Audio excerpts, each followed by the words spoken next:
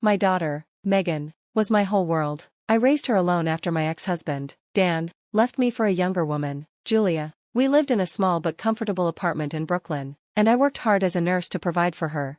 When Megan turned 16, everything changed. She started spending more time with Dan and Julia in their fancy apartment. Julia spoiled her with shopping, vacations, and gifts. Megan loved it.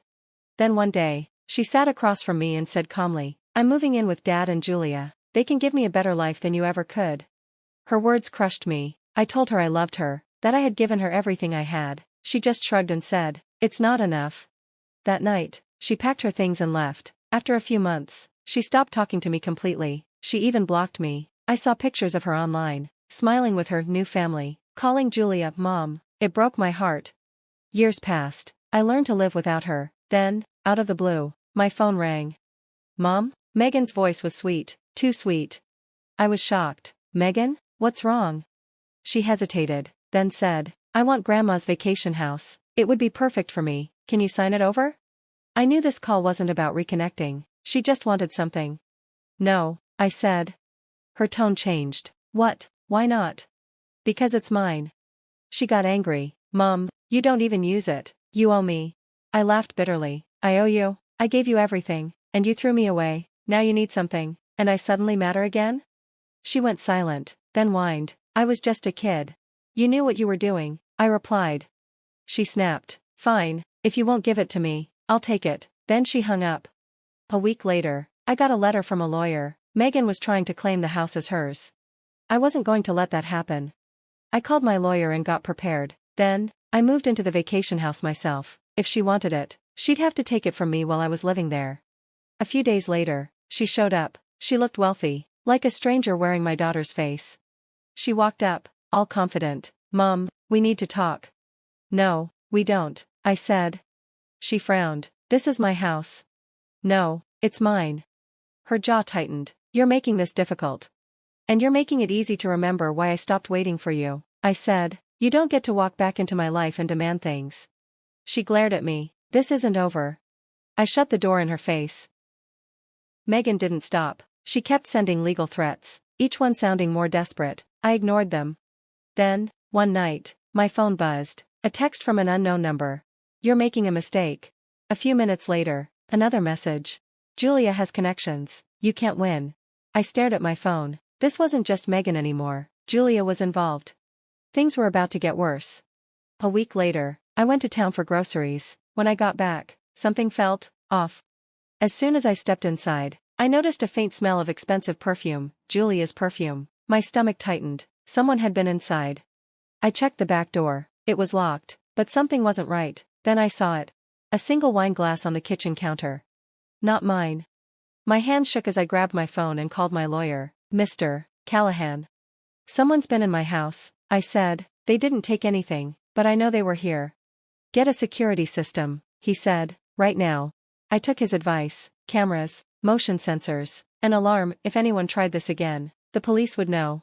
Megan didn't just want the house. She wanted to scare me into giving it up. But she underestimated me. The next time Megan came, she wasn't alone. Julia stood beside her, wearing designer sunglasses like she was royalty. Dan was behind them, silent and uncomfortable. They looked like a family. The family that replaced me. I stepped outside and shut the door behind me. "What do you want?" I asked. Julia spoke first, her voice smooth. "Let's be civil about this." I crossed my arms. "Civil? Like breaking into my house?" Megan's face turned red. "That was a misunderstanding." Julia gave me a fake smile. "Look, dear, this place isn't right for you. You live in the city, you don't need a beach house." "And you do?" Megan took a step forward. "Mom, I need this house." "No," I said firmly. "You want this house." She clenched her fists. "You don't understand." "I understand just fine," I said. "You left me, you cut me out of your life, and now, when you need something, you come back and expect me to say yes? No." Julia sighed dramatically. "This is so unnecessary." "Then leave," I said. Megan's face twisted in anger. "Why are you being so selfish?" I took a slow breath. "Selfish?" I repeated. "You blocked me for years. You only came back when you wanted something. And now, because I said no, I'm selfish?" Silence. Then Julia made her final move. "Well," she said, pretending to sound kind, "if you don't sign it over, we'll take legal action. I smiled, a slow, knowing smile. Oh, honey, I said calmly, you're going to regret trying. And with that, I turned around and shut the door in their faces. Because they had no idea what I had already done. I sat with a cup of coffee, staring at the ocean. My heart was still racing, but I wasn't scared. Megan had changed, Julia had made sure of that. But they didn't know who they were messing with. I wasn't waiting for them to attack, I had already made my move. See, my mother had been smart, she knew trouble could come one day. The Cape Cod house wasn't in my name. It was in a trust, a legal setup that Megan had no claim to. Right after Megan's first phone call, I went to my lawyer and made sure the house was locked into a lifetime trust. That meant I could live in it for as long as I wanted, but when I died, it wouldn't go to Megan, it would go to charity. Not Megan, not Julia. They could threaten all they wanted. The house was already out of their reach. I just hadn't told them yet. A week passed, no calls, no visits, I knew they were planning something. I was right. One day, I got a letter. This one wasn't from Megan's lawyer, it was fake, meant to look like it came from mine. It claimed I had agreed to give the house to Megan. It was laughably bad. The language was sloppy, the signature was wrong, even the law office address was incorrect. They were getting desperate. I took the letter straight to my lawyer, Mr. Callahan. He glanced at it and sighed, "They think you're stupid. They think they can scare me," I said. He nodded, "We could press charges for fraud." I thought about it. But I wanted to wait, I wanted them to dig their own graves. So I played along. I called Megan. "Got your letter," I said. She sounded smug. "Good, I knew you'd come around, meet me at the house. We'll talk," I said. That night, Megan, Julia, and Dan showed up. Julia was smiling like she had won, Megan looked excited. I played my role perfectly. "You win," I said with a sigh. "You want the house? It's yours." Megan's eyes lit up. "Really?" "On one condition." Julia narrowed her eyes. "What condition?" I handed Megan a document. "The transfer papers," I said, "just sign here." Megan grabbed it eagerly. But Julia's face went pale when she read it. Because it wasn't a transfer of ownership. It was a confession of fraud. By signing, Megan would be admitting to faking a legal letter. Trying to force me into giving up my property. Lying about her right to the house. And that was a crime. Julia snatched the paper and tore it in half. "You think you're so smart," she hissed. I smiled. "I don't think, I know." Dan, who had been quiet the whole time, finally spoke. "This has gone too far," he muttered. "Megan, let's go." But Megan wasn't done. "You can't do this to me," she screamed. "I deserve this house. You owe me for being a terrible mother." I had never felt calmer. I looked her in the eye and said, "I don't owe you anything." Then I turned around, walked inside, and locked the door. Because this wasn't over. They had one last move left.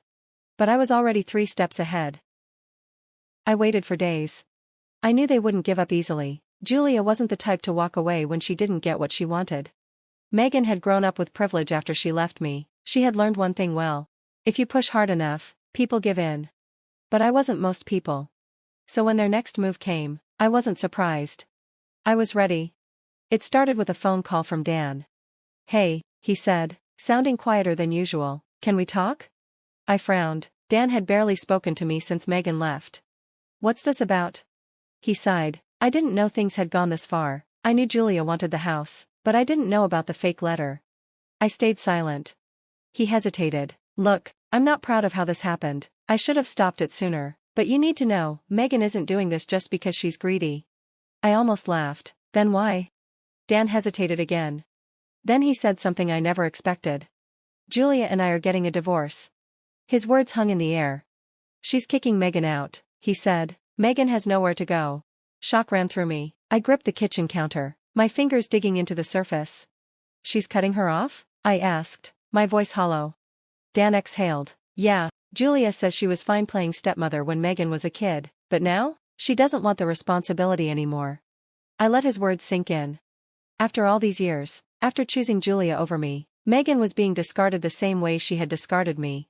I should have felt bad. I should have felt something. But all I said was, "That's not my problem." That night, there was a knock on my door. I opened it to find Megan standing there. Her makeup was smeared from crying. She looked nothing like the polished woman I had seen before. "Can I come in?" she whispered. I stared at her. Why? She sniffed. Because I have nowhere else to go. I took a slow breath. You still have your dad. She let out a bitter laugh. Dad's useless. Julia took everything. She has more money, better lawyers, he's barely got a place to live himself. Then she looked at me. Really looked at me. I thought she loved me, she said, her voice breaking. She always told me I was her real daughter, but the second she didn't need me anymore, she threw me away. I crossed my arms. Now you know how it feels. She flinched. For a long moment, we just stood there. Then she wiped her nose and whispered, I deserve that. Something in me cracked. I stepped aside. Come in. She sat on my couch, shoulders hunched. She looked smaller now, nothing like the confident woman who had demanded my house. I was awful to you, she admitted. I blocked you, ignored you, let Julia convince me you didn't matter. She met my eyes. I thought she was better than you. I thought I was better than you. A tear slipped down her cheek. I was wrong. I closed my eyes. The hurt was still there, deep and heavy. You broke my heart, I said, more than you'll ever understand. Megan nodded. I know. I took a shaky breath. You can stay here. Her head shot up, eyes full of hope.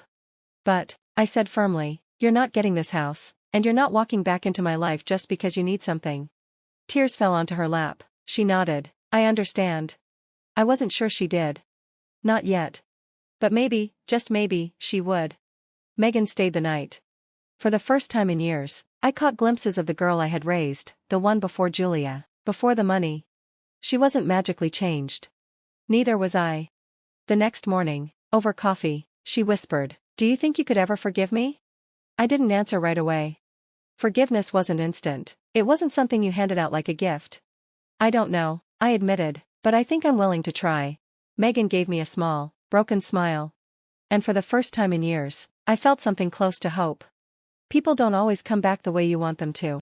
Sometimes, they only return when they've lost everything. Sometimes, they're too late.